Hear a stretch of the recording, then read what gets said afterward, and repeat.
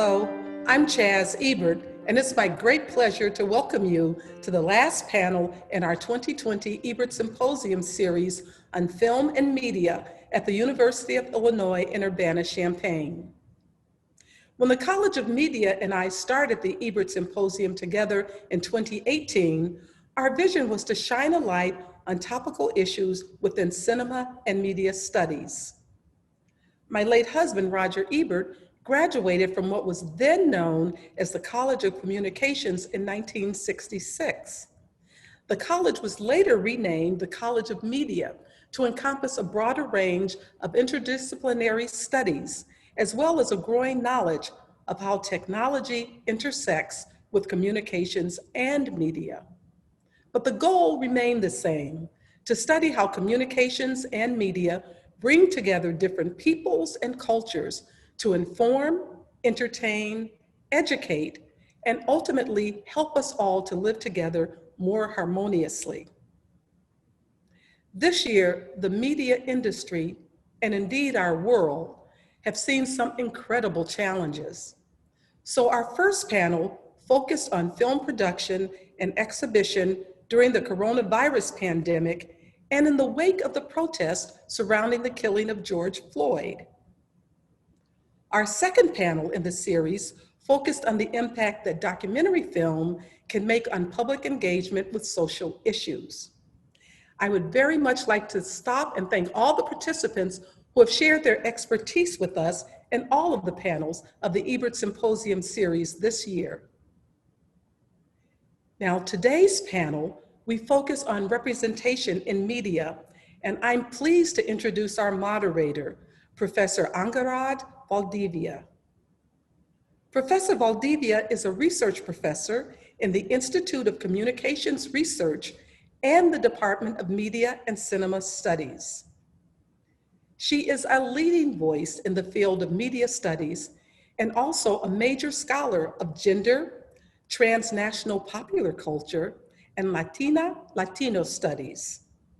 Her latest book, The Gender of Latinidad: Uses and Abuses of Hybridity, came out this past year, and she was recently recognized as a Fellow of the International Communication Association and as a Distinguished Scholar by the Cultural Studies Division of the National Communication Association. All three panels in our series can be found streaming at our EbertFest YouTube channel on the link below. Now, please welcome Professor Valdivia. Welcome to the Ebert Symposium panel. Today we're talking with Christine Simmons, who is the Chief Operating Officer of the Academy of Motion Picture Arts and Sciences. She also oversees the Office of Representation, Inclusion, and Equity for the Academy. She was instrumental with the task force in putting together the Academy's new inclusion standards that will be required in time for the 2024 show. Welcome, Christine. Thank you so much for having me. It's lovely to be here. Great. We're very excited to have you, and it's such a wonderful opportunity for us to engage with somebody who's actually had a hand in developing some of these lists that we all dream and fantasize about. Thank you. It definitely was a true community effort, a village, from our governors to our members to our film community. But I definitely am honored to be able to help support, and it's so important. Right. So if I could just ask you, how many people roughly were involved in putting together this list? When it comes to the inclusion standards themselves, countless members of our staff to an amazing task force led by our governors in Devon Franklin and Jim Giannopoulos, our amazing board president, David Rubin, and of course, our CEO, Don Hudson, were key members of our senior leadership team and governors that did it. And then we had tons of staff, but also, one of the things that we're really working on doing is partnering more with the community, the film community. And historically, the Academy might have been known to maybe make an announcement and then afterward, then share it with folks and kind of bring them up to speed after the fact. We really engaged the film community at every different level going into this and getting buy-in and seeing what we could push, what where there were, some angst potentially, and work through that with folks, because we knew the more buy-in we got on the front end of our inclusion standards, the more successful and impactful they would be. Right. And so how long was this process in terms of getting all these many people to get to this list? That's quite impressive. Yeah, well, thank you for that. A lot of it, so we had already begun a number of our diversity initiatives, specifically around A2020, where we looked to double the number of women and those from underrepresented ethnic and minority communities as part of our membership base. And then a piece of that also led to 3 additional seats on our board. And that was back in 2016. We were already looking at what was the next phase? It's 2020, right? We had met and exceeded some of those goals. What's next, and then the summer happened, and with the murder of George Floyd and all of the social unrest, and just the lens on the inequities that communities of color and women and all of our underrepresented groups have been facing, especially in Hollywood, right? We accelerated it, and we accelerated our plans, and we actually took on a lot more. So the inclusion standards is actually just one piece of it. But I would say from summer, we shortly thereafter announced the task force was being formed to come up with the inclusion standards. So it took less than a year, honestly. It was an aggressive timeline, but we knew how important action was and an action plan, and that it couldn't just be our work, our support of these communities. We knew that it had to be actionable and not just something that would be felt as performative. At the same time, we know that these are iterative. We know that this is just a starting point, and that we wanted to get us going and then continue to look at the data as we go and see how we ratchet it up from there. So we know we held on to the phrase progress versus perfection. And so we wanted to make sure that we made continuous progress, knowing that it's not quite perfect yet, but we'll continue to work on it. Thank you so much. I really appreciate the fact that you say that this is not just a performative action, because I think we're all familiar with task forces and reports that go into file cabinets, and that's pretty much the end of that task force, right? Having been involved in my fair share of them myself. So you say that this began pretty much in 2016, and I know that was the year that you had a Black female president in the Academy, Cheryl Boone Isaacs. Yes. So is that something that comes out of part of her charge? It was all of it, right? So, with any organization, especially a nonprofit, one that's led by a board, we have a sizable board. They're very passionate, all of them, artists in the community. But yes, of course, Cheryl Boone Isaacs, we call her CBI, absolutely had a big part of it, as did our CEO, Don Hudson, at the time as well, and subsequent presidents after that. So it absolutely was the start, but we've built on it, and excited about it. So there's so many aspects that led to this, but now we're really excited about looking forward. And also, though, not denying our past, right? We were acknowledging it. We realized the role that Hollywood, that the Academy itself, that we have a past, and there's no denying that. But how do we truly come together, talk about that past honestly, and to our point about actionable, create action plans? So we created Aperture 2025, and as I mentioned, the inclusion standards for Best Picture are just one of the elements. Anything from unconscious bias training required for our Board of Governors and those on our branch executive committees, which are the leaders who help us grow our membership base in a more inclusive and representative way. They're all required to do our unconscious bias training, as well as the staff. We also are looking at, how do movies get nominated? And for those, we have a lot of folks on our call, I'm sure, that know the process. And if any are like me, 2 years ago, before I started working here at the Academy, I didn't quite understand the 4-year consideration billboards and all the marketing strategies that the studios put forward on the films. And so what we also want to do is create year-round viewing of all of the films. So that way it's not necessarily beholden to whatever marketing strategy a studio may have, because we oftentimes see that films that have more diverse content sometimes don't come out around that time, or maybe don't get the marketing dollars to promote it so that people vote for it. We are also looking at all of our brilliant programs that are developing the next generation of filmmakers. And I could go on and on and on for days about those. And many of those have been in place for decades now, but we're being very intentional about making sure that there is representation. Understanding each of the unique communities and the challenges that face them. You know, the challenges that face the Black community are different than the Latino community, are different than the disabled community, the Asian, Native Americans, so on and so forth, women, gender, all of these different things, sexual orientation. So how do we make sure that we're looking at each of those, being intentional about the challenges that face them in Hollywood, and partner with our members who are the ones making these films to really truly make impactful change.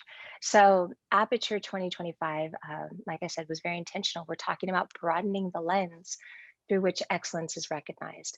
And it truly is, while we have a date on the end of it, it really is just how we're going to do business. And then finally, the Office of Representation will really look at how do we do business? How does the Academy walk the walk? You know, we have nearly 500 employees. We do business with a lot of different vendors out there. How do we make sure that we're spending our marketing spend in diverse communities and with multicultural publications? We're looking at our investment portfolio, all of these different things, making sure that our library collections and our film collections have diversity and representation within them too. And the reason that, as you said, but just to kind of reiterate it in case people don't understand, is Aperture 2025 is because we're 4 or 5 years out in terms of production, right? So you cannot make demands or requirements into something that's already on its way, because the whole process takes 4 or 5 years, right? Yes, for some films it does. And then especially we want to be sensitive. Our industry has been extremely affected by COVID, as we all know. And so production has been truly affected. So many productions have been pushed out. And we really want to make sure that we're on the front end of the process of filmmaking, right? And so usually, to your point, very well put, it can be anywhere from a year, 2 years. Animated films are even farther out, you know. So one, we wanted to make sure that we took into account COVID. We wanted to make sure that we took into account just the general process by which movies are made. And then, because again, we want to integrate this. This has to become just the way people do business. And so if it's something that's out of the normal process, you know, being intentional about reaching out differently, but if it's out of the normal filmmaking process, then it won't be as successful. So we wanted to make sure that it was. And so the first couple of years, while we will require folks to submit their information, they won't have to meet a certain threshold until till our 96th Oscar show in 2024. And again, it's for all of those reasons. And then also so they can build up the talent base, and that we can help them do so as well. So we really wanted to make sure that it was sustainable change. And we know if we push too hard, too fast, that it might just shut it all down. So how can we ensure success for the long run, and for the next 93 years of this organization that we have, but most importantly, so we get representation on screens sooner, because it's needed. So yeah, so I wanted to follow up on you know, some of the questions that I've been asking it. And it's one of the things that happened after hashtag Oscars So White 2016 Sure. Was that there was an effort to expand the membership, right? And because the membership of the Academy, then that's where the voting comes from. And so I was Yes. wondering how that's coming along in terms of the diversity of the membership that might make more inclusive decisions.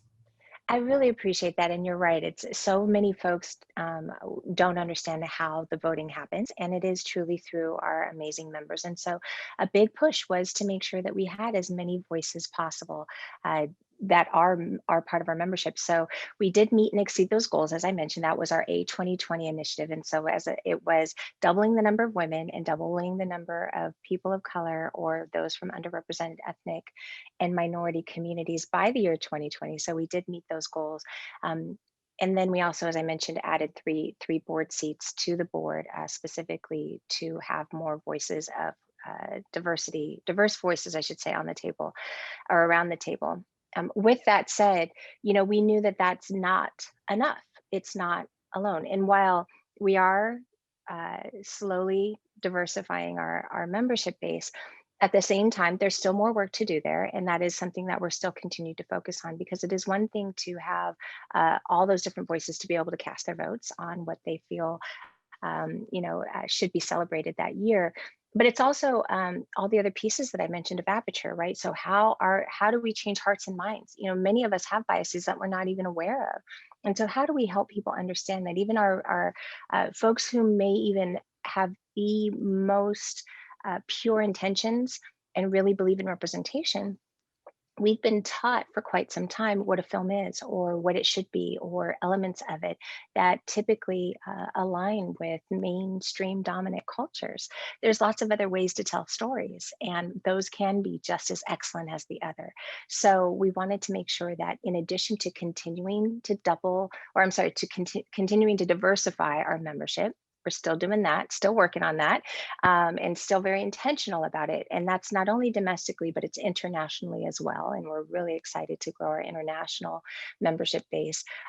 But we are also looking at, okay, how do we change hearts and minds? How do we help with the next generation to support and plug people in and get people opportunities? How do we continue to support our youngest filmmakers and get them knowing all the amazing opportunities there are in film, and then, oh, by the way, put on a great, diverse, beautiful representative show and open a really gorgeous museum while we're at it.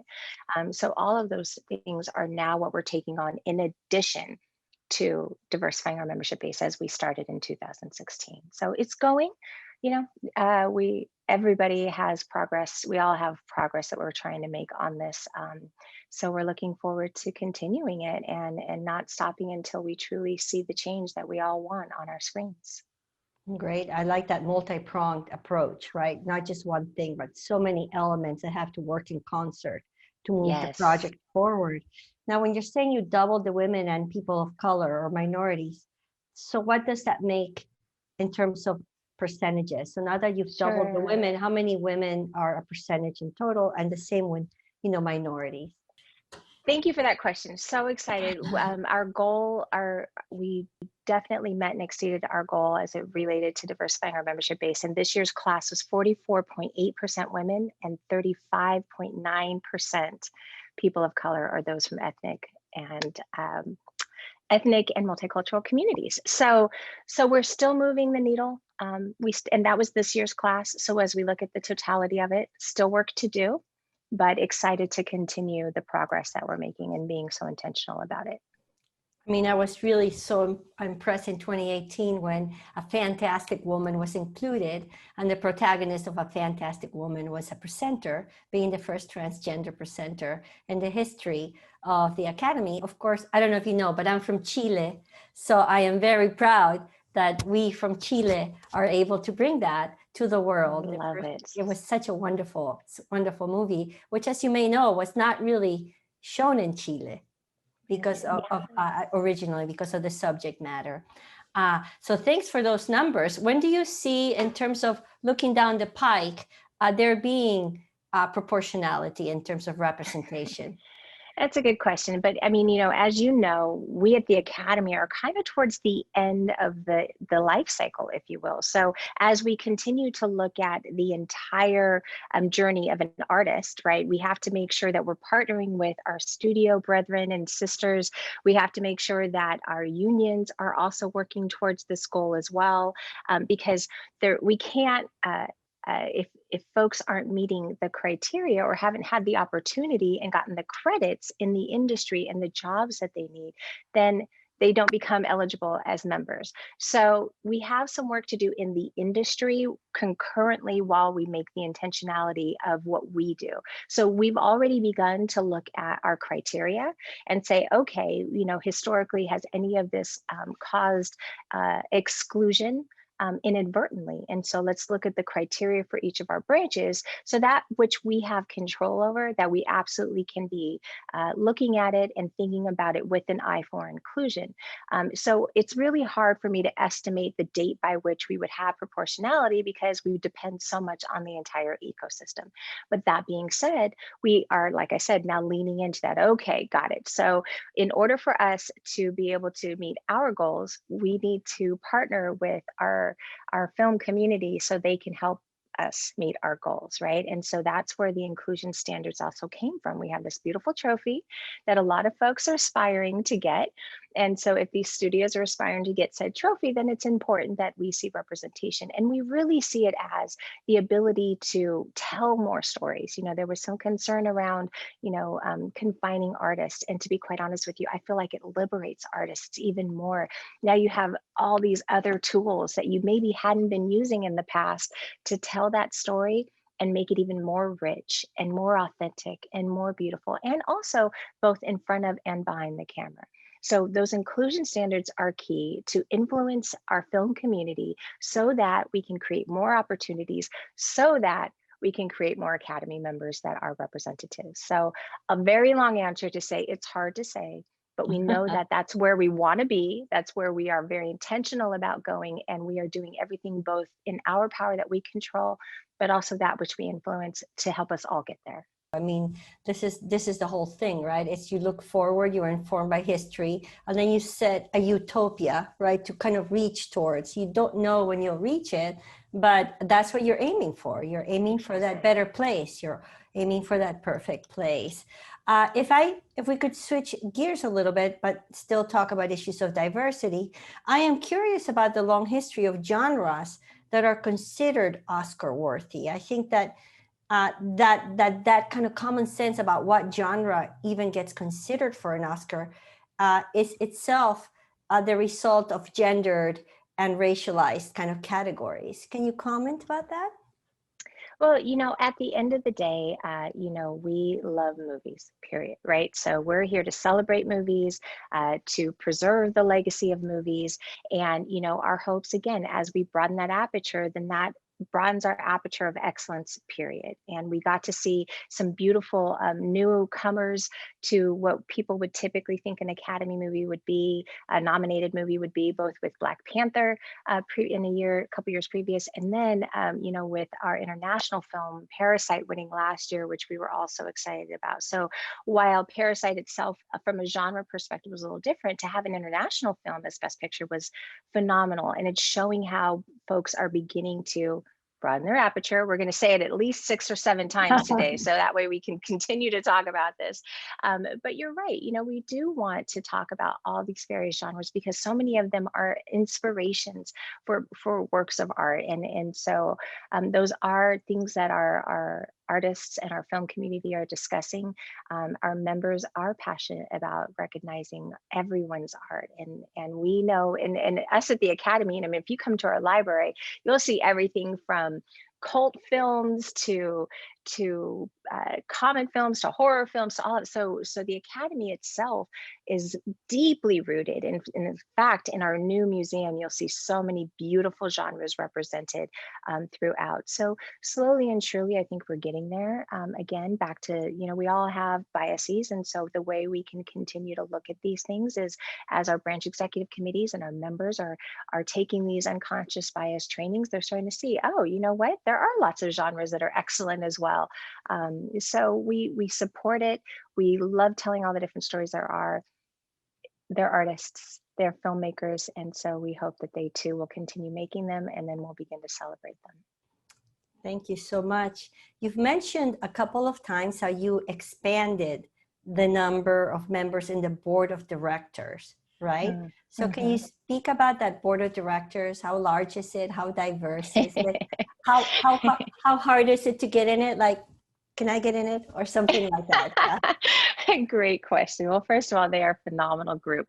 They are a big group. There's 54 of our board members represented, and we have 28 men, 26 women, and 12 people of color. So we definitely are seeing more and more diversity around that big board table that used to be, we used to sit around in our 7th floor conference room at a headquarters, but now we see a bunch of Zoom screens for our board meetings. Really proud of the intentional efforts to get more representation on that board. We also enacted board term limits through our Aperture 2025 program or initiative. So that way we can continue to have those voices come through while having the brilliance and the legacy of those that have come before us. As it relates to how you become a board member. So basically, once you become a member of the Academy and you're in your branch, so let's say you're in the editor's branch, then the editor's branch then elects folks to their branch executive committee. The branch executive committee and those members, they also then elect 3 governors from each of the branches to represent them at the board. And then there were 3 seats that were appointed for to make sure that we were being representative and inclusive with diverse voices as well as a result of the 2016 A2020 initiative. So is it difficult? I think that it's just a matter of getting to know your fellow members and getting to know you, how passionate you are about this beautiful film community, and how you want to lead the organization. It's really, they're amazing. They're volunteers. They lead committees and read scripts from our 75, well, we had 7,500 entries for our nickel screenwriting program, and we end up narrowing that down to 5 at some point. So they volunteer, hundreds of them volunteer to read those scripts, hundreds of them volunteer to watch our Student Academy Awards and be judges for that. Whether it's our awards and eligibility committee or our membership committee, there's tons of committees, our international film committees as well, where they all get involved. And so the more involved as a member you are, then the more, as with any organization, then the more likely you are to likely be elected to the board. So once you become a member, anybody can be a board member. It's just a matter of putting in the effort. And we want as many of those voices at the table as possible. And we have some phenomenal people helping us lead this organization into the future. Okay, so this has been great, Christine. It's so wonderful that you took time of your busy schedule to talk with us. I'm sure you will be an inspiration to our students, to our faculty, and to those members of the Ebert community who sign in and take part in these occasions, these events. And I hope that you don't mind that we keep you in our community, keep you in our hearts, and ask you to continue to inspire future generations of movie producers, actors, and all of the wonderful people that go to make the wonderful movies that we so enjoy and love. Thank you so much. Thank you for having me. Thank you for doing this amazing event. And we are here, we're excited, and we welcome those future filmmakers and all of our amazing programs at the Academy that they can check out at oscars.org. But thank you again for having me. Joining us in the second part of this important conversation are 3 University of Illinois alums, 2 of them from the College of Media, who have excelled in their professions as creators and representatives of diversity.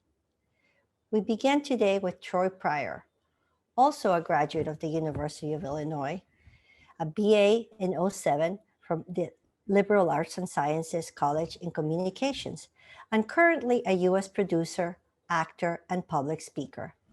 His stage, on-camera, and voice-over work has led to award-winning content, including collaborations with ABC, HGTV, Warner Brothers Entertainment, DIY Network, TV One, and Aspire TV.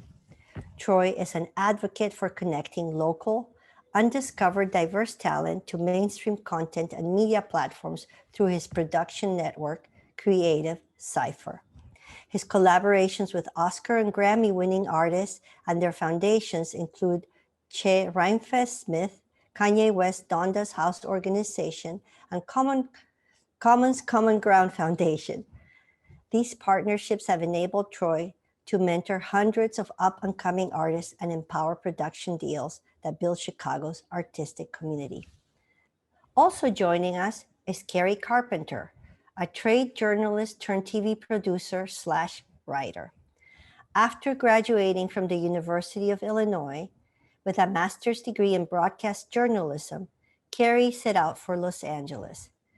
From a job as an executive assistant to Tyra Banks, to later producing several seasons of the hit show America's Next Top Model, E! News, and for networks like ABC, VH1, Warner Brothers, The CW, and Lifetime, Carrie has also transitioned into the digital space where she has pioneered and created diverse content for brands like La Mer and Target. Creative producing for Target and YouTube's popular comedy series collaboration, Let's Target, featuring Tiffany Haddish, Angela Kinsey, and Sean Evans, and written Target's first live stream show, hosted by Tyra Banks and Isaac Mizrahi during New York Fashion Week. Welcome, Carrie and Troy. Thanks for having me. Yeah. Thanks for having me. Our third guest is Samantha Chapman. Samantha Chapman was supposed to join us today, but we're taping on November 4th. And as you might know, results of a political election in the United States have yet to be finalized. And as a broadcast journalist, she is on the air, on the spot, working as we breathe. So we'll introduce her, and hopefully she'll be able to join us in a future event. Samantha Chapman is an Emmy Award-winning journalist. She received her Bachelor of Science degree in Broadcast Journalism from the University of Illinois with a minor in African American Studies. She currently serves as a consumer investigative reporter for ABC 7 Chicago for the weekday morning newscast. If I may move to a question about production, since you're both creators and therefore involved in the production of media, production-wise, have you encountered instances where the presence of a diverse media workforce results in more inclusive content? Absolutely. I can't tell you how many times, because I've been on both sides of the camera. There have been times where I'm at a table read or I'm reading copy for something, and you wonder who wrote this or who approved this. You know, you're reading this and you're like, you know what? This had to go through several channels to get to me before, as a talent, I'm going to do this. So what was going on in that room, or what wasn't going on in that room? Who was in that room or who wasn't in that room? How many times have we seen something pop up on television and you're like, I know there weren't any Black folks in that room. You know, there's something that pops up and you say, okay, I know there weren't any women in that room when that decision was made, because you can clearly see the influence in the media that goes out, and why it is so important to make sure there's not only diversity but inclusiveness in the production of these projects. And on the other side, you've seen projects that have come out, and you'll notice when care was taken and attention was given to nuances and things that just can't be generalized, and not looking at a demographic as though everyone is the same, and there are different nuances in everything. And so it's just important to do that. But yes, I have definitely seen it on both sides, where it has been clear that there's been a lack of, or there has been diversity behind the camera. Absolutely. I mean, I feel like the coordination or the correlation couldn't be more direct. It's almost, we work from, and we act and we think and we speak and we create based off of our personal experiences and personal relationships. And, like every story is motivated by something. So I think that if if only one type of person is in a room, or one gender or one race, or then that is the story that will come out of it based on that gender's experiences or that race's experiences. And I know a lot of times when we're producing and creating, for example, like on America's Next Top Model, when we're coming up with photo shoots, we literally sit in what we call our war room and throw ideas against the wall. And it's like, okay, what's happening in the world? Who have you talked to this week? What's a fun story from this? And we literally just go around and continue to share experiences until something comes up. And so if there aren't people represented in that situation room or war room, then those stories are less likely to come about or be told. Thank you. It's so important to have at the production level a certain level of representation. And if I may follow up, because I feel like also in academia, we are representing scholarship, right? And what happens is, if you do not have a critical mass, just having one person there does not actually make that much of a difference, because that person is the lone voice and often gets, in many subtle ways or maybe unsubtle ways, silenced or not listened to. So could you both speak to the issue of critical mass? Because the research shows that it's not enough to have one or a token person, but that there needs to be a critical mass so you have the power to speak and affect a change. Yeah, so that, I mean, that's is so true because same thing. So a lot of times I've been at a job where I'm the only person who looks like me in a room, and you question in your head, you're like, am what I about to say stupid? Like, is this dumb? Is this a good idea? Is it bad? Because it's almost like a vote. I know we're it's election week, so it's like it really is kind of a vote sometimes, and that's how a lot of ideas happen. If a bunch of the room agrees to something at a job or on a show or in a on a set, then if enough people are like, that's a great idea, then it happens. So if you don't have backup, or if you don't have more than one person who thinks that's a good idea, it might just be that the people in that room aren't onto the trend, or they're not onto that experience, or whatever it is, and you really could miss the boat, or miss a really critical moment or story if there are not enough representatives in that room. Yeah, from a board standpoint, there have been several institutions that I've been a part of as a board member where I was the youngest in the history elected. Now, fast forward to today, a couple of years have passed, or the only in the room. And I've had similar experiences where you're going to propose an idea and you feel a little awkward about it because you don't know if everyone in the room is going to get it, if they're going to understand it. And I've been in situations where I have just toiled and toiled and toiled on how to communicate this, how to articulate this. It's so clear in my mind, but how is it not landing when I speak in this room? And it just oftentimes doesn't happen until you see a bottom line change. We talk about how diversity and inclusion is important, and it is, but sometimes it takes looking at the effect that it has on revenue being generated to really see, listen, this is not just something you should be doing because it's what you should be doing. Your business will work better if you apply these things that we're saying now. And to Carrie's point, it is important to have allies. There have been several times when, something has been proposed, but there isn't a critical mass in the room. So it's tough to get that second. And sometimes, it isn't so much that there is opposition plenty of times, but sometimes it is just that we have different life experiences. And sometimes you have a small window to get someone's attention. And we, as people of color, have become accustomed to finding ways to communicate this message, whereas others may have not had to think outside of the box or their bubble. Where we've always had to figure out how to fit this in to the budget, how to fit this in to the storyboard, how to fit this into the game plan. And so I personally believe, and I know in my experience, oftentimes people of color become uber resourceful because the access to resources or the voting power has not always been there. So we can't approach it like others can approach certain things. It has to be so on point, crystal clear, and right to the point to be able to get through sometimes. So we've always had to figure out ways to get it done without having possibly the same access or power that others have had. I have actually done that before and had someone else pitch an idea for me because I was either reading the room or I just felt like it, to your point, it's like, or if there's, there's healthy debate and there's discussions that go on in creative rooms and in media and in entertainment.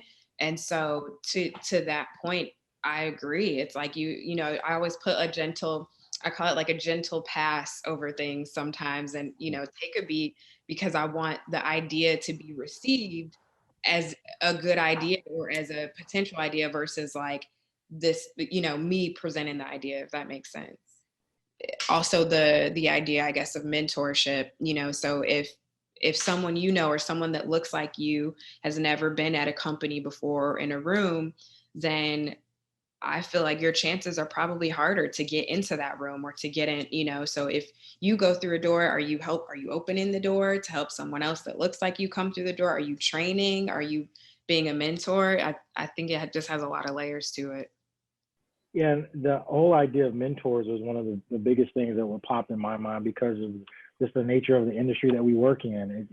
It can be very difficult to break through if you didn't have that connection or that relationship already. So if you do have access to mentors, whether those are professors, industry professionals, a teacher at a studio, or someone that you can connect with, you have to leverage that as much as possible. As they say, your network is your net worth type of philosophy, or Issa Rae and a lot of those folks will say network across.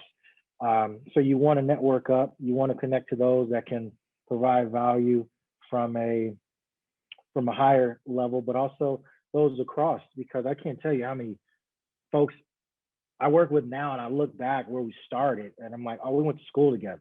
Oh, the founder of so-and-so was my classmate. And, we're just all connected, and just maintaining healthy and fruitful relationships where you're providing value is huge.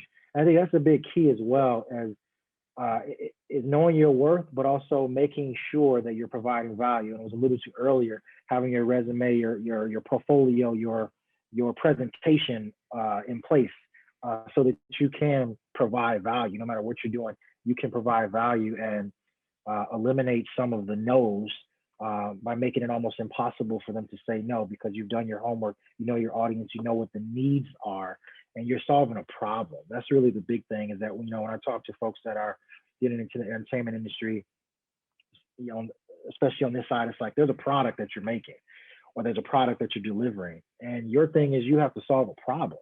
That's what led to me founding Creative Cypher. There was a problem that needs to be solved, and oftentimes everything else stems from that desire to fix something or to solve a problem. But you have to know the terrain to understand how to navigate that. And so those are some of the areas that I feel we can do for self to empower our abilities when the institutions say that there's a pipeline issue. A lot of times you look at folks that are doing some amazing things today, and they collaborated with those that were in their own circles. Distribution is totally different now. They built up a following, then they were able to come to the table with leverage and impressions and say, no, I built this show, I put it on YouTube. Everybody has their own journey. There's no one blueprint. But I do feel it's important to look at what you have access to and leverage as much of it as possible, so that when you do get in a position where you have to pitch yourself, you can come strong. I really, really have appreciated your thoughts on the questions that we have taken up. And I was wondering if you had been able to look at the Aperture 2025 that was shared with us from the Academy Awards, and their plan to begin to require more representation, both in content and certainly in labor. And if you had any thoughts on that. It sounds great. I think I've heard that a lot of times before, but I feel like we collectively, companies, employees, have to make a commitment to doing the work. So it's one thing to put out a statement and say, we're going to require this, but then, okay, so then who's doing the hiring? What do your recruiters look like? Are they actually reading the resumes? Because look, I appreciate all the jobs that I've gotten, but I have to say in the past 10 years, I have not gotten one job that I applied for. Every single job has been somebody I knew, somebody I worked with, a collaboration, worked with them on a different show, and then they called me up, are you free? So, and I've seen it happen, like there's a job opening for something, but it's being posted sort of like there's an announcement saying, hey, we're looking for a producer, a writer, whatever it is. But then that email account or wherever those applications go is never even touched. And it becomes a game of who do you know? Who do you know? Who do you know? Who do you know? So I think it's nice to put out a statement, but I would hope that the work is being done behind the scenes and actually reading resumes and doing that research, and hopefully having a whole team of people who are actually trying to recruit and make that happen. So network, the catch-22, and as Sophia Noble has said, that these big companies, she studied Google, for example, they launched this Black Girls Code, which, it's kind of window dressing, because they're like throwing money, and it also implies that there are no Black people that are coding already that they have not hired or interviewed, because they keep hiring and interviewing people that look like them, like Mark Zuckerberg or whoever. And so there is no such thing as a problem of pipeline. There's just a flowing gush, and they're just not looking at it. They're not hiring. And so it's just an excuse. And then to defer it to the next generation, Black Girls Code, then ignores a whole generation, your generation of, people who are highly trained, who are ready to work, and yet not being, somehow they're invisibilized to big tech, and then we also find this in media industries.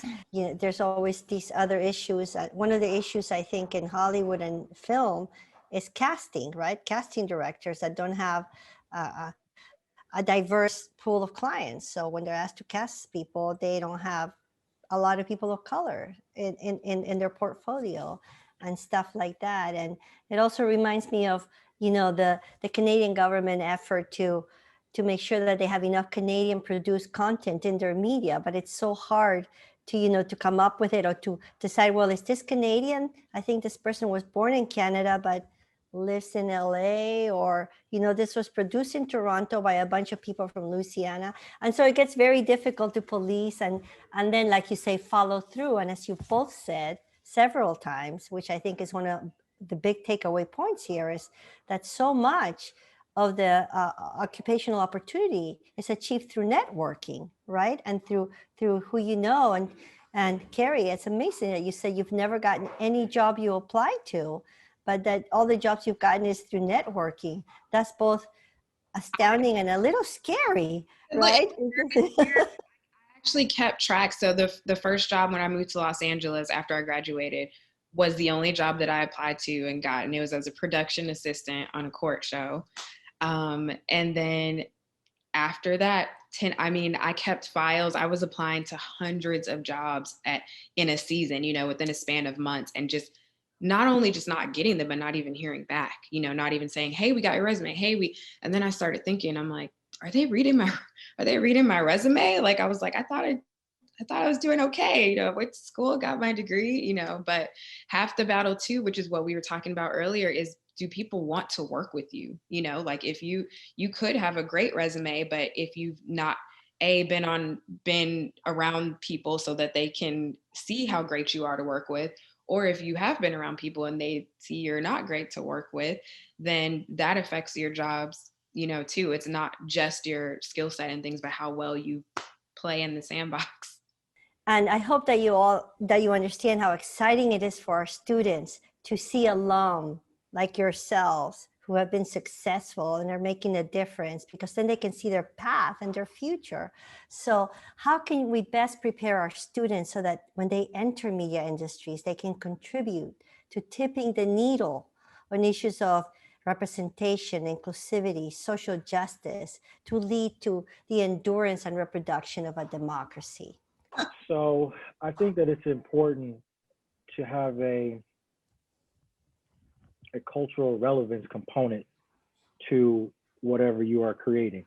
And this was alluded to earlier when Carrie mentioned their war room, not just throwing out creative ideas, but let's hear what's going on, because I have to acknowledge that I don't know everything. I can't do everything. No matter what award or talent, whatever, you need a team. You need other people to be able to lend their ideas, give their perspectives. And that has to be ingrained into the curriculum as well, so that you have a well-rounded storyteller. And it's difficult to tell stories if you're not a great listener. So you need to be able to be observant of the world and see, what's actually going on, but also knowledgeable of how to be a great talent scout and build a team around you, so that you're not telling just a monolithic story. You actually have the ability to expand. How many times have we seen individuals that are successful somewhat stay in a box for a long time because it's difficult to get out? So I think those are just some things that I know would be beneficial to a student that's matriculated in the media, is this understanding you have a skill, you have a talent, but you also have to have a cultural awareness of how to apply those skills that you have so that it can actually have an impact. Yeah, a couple similar or things on the same note. I mean, for one, I think knowing how to collaborate is such a major thing that if there are moments where we all have to be a leader or we have to step up, but it's also really important to know when to fall back and when to play to your strengths, right? So if one person on your team, say um, you're doing a TV show and it's like one person on your team is a very good writer, let them write, and then don't tell them how to write. Like let them do the writing, and then if somebody else is great at giving reading the room, then maybe they're directing the talent, and then so I think knowing your strengths and being able to bounce back and forth, you don't always need to necessarily be front of the line. um Also, I would say, I guess what I would call maybe like proof of hire is really important. So as you're, I didn't realize, like when I was in school, I was just trying to like make it through, right? Like I'm like, okay, when's this due? What is my grade? Like, how can I pass? But if you just think about that, this is your body of work that's going to speak to how you will get hired in your first jobs out of college or whatever, your next moves are. I would say take that as seriously as you would, if you were being paid for a job. So work on your reels and videos and whatever your craft is. I would say try to have a really good representation of that, and use the professors while you have them. That's like, it's like free advice right now. So use that, be able to take critiques, and then also just remembering like there's not a point where if you want to continue to hone your craft and be good at what you do, there's not a point where you made it, right? You always can learn. Like if you're somebody told me if you're the smartest person in the room, you don't want to be in that room. So knowing that walking in, it's like take what you know and then learn from other people, and just know that every single job is different. Every single room, every single project, they're all different. Well, Troy and Carrie, I really cannot thank you enough for joining us for this conversation. I know that Ebert, viewers, I know that our current students and our alums very much looking forward to this, and we all thank you as a collective, because we could not do this alone. As you all said, we kind of got to work together to do these things. So thank you so much for joining us. Thank you. It's my honor. Thank you.